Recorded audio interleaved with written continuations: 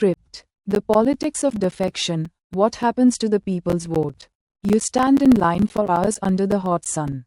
You cast your vote. You choose a candidate because of the party they represent. You believe in their promises. You believe in their ideology. But after winning the election, that same politician joins another party. The question is, did your vote still matter the way you intended? The meaning of horse trading. In Indian politics, one phrase appears repeatedly during political crises. Horse trading. It refers to allegations that elected representatives are persuaded to switch political loyalties in exchange for power, positions, influence, or other benefits. Sometimes these allegations are proven. Sometimes they remain political accusations. But every time it happens, public trust is tested, because democracy is not only about numbers. It is also about ethics. Why do political parties encourage defections? The answer lies in political mathematics. Governments need majorities. A larger majority means greater stability. It makes passing laws easier. It reduces dependence on coalition partners. It strengthens bargaining power. From the party's perspective, attracting leaders from rival camps may be seen as strategic expansion. Critics, however, argue that if this expansion bypasses the will of voters, it weakens democracy itself. The BJP and TMC rivalry. West Bengal has become one of India's most intense political battlegrounds. For years, the Trinamool Congress under Mamata Banerjee has dominated state politics. The BJP, seeking to expand its presence in eastern India, views Bengal as politically significant. Supporters of the BJP argue that leaders joining their party are exercising democratic choice. Supporters of TMC argue that such moves undermine the mandate given by Bengal's voters. The truth is that political competition is normal in a democracy, but the methods used in that competition often become the subject of public debate. The forgotten stakeholders, the voters. Political leaders change parties. Political parties change strategies. But what happens to the people who voted? Many citizens do not vote for an individual alone. They vote for a symbol, a manifesto, a leadership style, a vision for the future. When representatives change parties after winning elections, many voters feel that their trust has been compromised, because they never approved that change. The cost of political defections. The consequences go beyond headlines. They can affect governance. Government formation may change. Public policies may shift. Election promises may lose relevance. And most importantly, citizens may begin to lose faith in democratic institutions. When people start believing that elections can be altered after the results are declared, cynicism grows. And cynicism is dangerous for any democracy.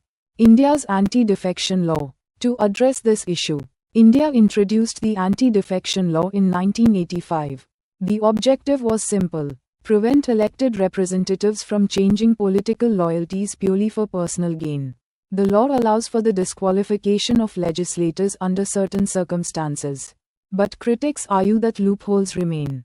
Resignations, delays in decisions, technical interpretations, all of these have led to calls for stronger reforms. Should politicians seek a fresh mandate?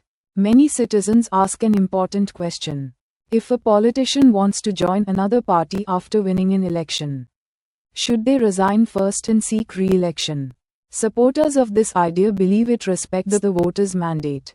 Opponents argue that representatives should have the freedom to leave parties if they disagree with leadership or policies. This debate remains unresolved, but it reflects a deeper concern. Who owns the mandate? The larger problem. Politics without ideology. There was a time when political identities were closely tied to ideology. Today, critics argue that ideology sometimes appears secondary to political survival. When leaders move frequently between rival parties, voters may wonder, were these ideological differences ever genuine? Or was politics always about power? This perception damages public confidence. Because democracy requires not only competition, but consistency and accountability. Media, social media, and public perception. Modern political battles are fought not only in legislatures but also on television screens and smartphones. Every defection becomes a media spectacle. Every narrative is contested. One side calls it democratic choice. Another calls it betrayal. In this environment, citizens face an important responsibility to question information critically, to verify facts, and to avoid reducing complex political issues into simple slogans. The responsibility of voters. It is easy to blame politicians. But democracy also depends on informed citizens. Voters have the power to reward integrity. They also have the power to reject opportunism. Every election becomes an opportunity to ask difficult questions. Did this representative keep their promises? Did they respect the trust placed in them? Did they act in the public interest? Because accountability does not happen automatically. It happens through civic participation. The bigger question. This discussion is not only about BJP. It is not only about TMC. It is not only about one state or one election.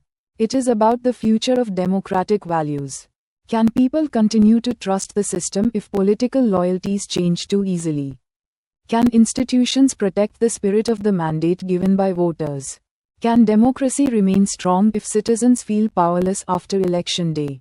These are questions every democracy must confront. Conclusion. Elections are not just events. They are expressions of public trust. When politicians change parties after receiving that trust, citizens have every right to ask why. Some defections may be driven by genuine ideological differences. Others may be driven by political calculations. The challenge lies in distinguishing between the two. Because ultimately, the office belongs to the politician for a limited time.